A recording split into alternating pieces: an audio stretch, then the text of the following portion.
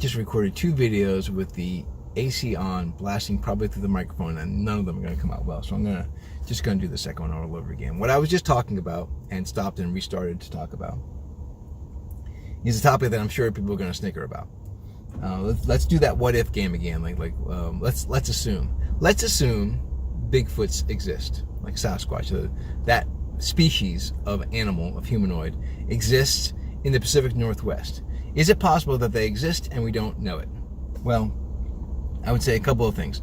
There are researchers out there who have published papers, like actual scientific papers, where they've found like nesting areas similar to a gorilla's nest in the Pacific Northwest, and have done cross-section dissections of those nests to find first that they are woven, not just matted down in place, so woven like you would weave a mat, and then hair follicles that don't belong to any species that we know, through DNA testing. So, though, combined together, the idea that a woven nest and hair follicles that we can't understand, in my mind, kind of makes it entirely possible that the numbers might be really, really, really small. Like maybe there's 2-3 tribes, maybe less than that. So let's say there are. I guess this is an interesting question. How many male and females of a species need to exist to continuously propagate, keep themselves alive, but just at a level that is below noticeable to mankind? Because you got to figure, if they're humanoid, they can stand upright, they can hear really well, they're probably very used to the terrain, they will hear anybody who might be coming through, like a lot, and that area doesn't get traveled very much by civilized people, right? You're talking about loggers, maybe hunters, but all of those kinds of things are pretty easily avoidable. When a logger comes through, you're going to hear the trucks. So they would know enough to hide.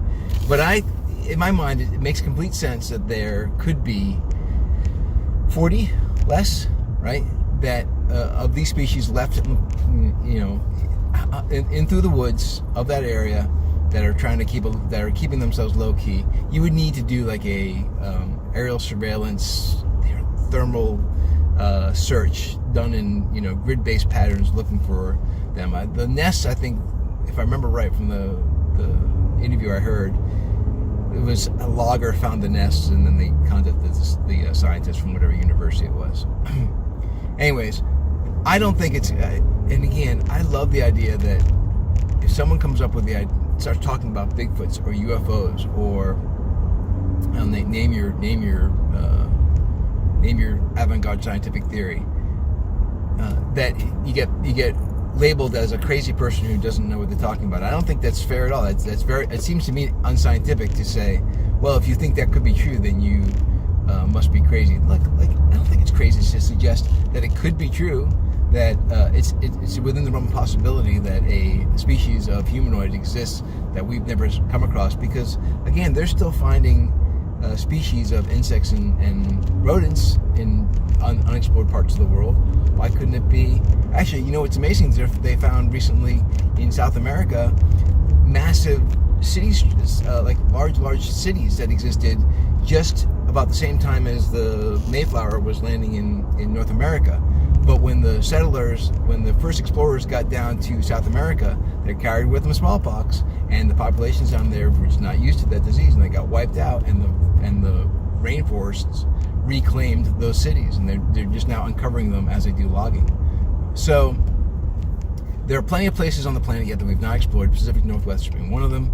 Could a species exist that we don't know about? I think that's entirely plausible. Is a person who has that belief a crazy person? I say not. I say they just happen to have a scientifically incurious mind, which is really where you want your head to be, I think, right? Anyways, my little Bigfoot story for the day.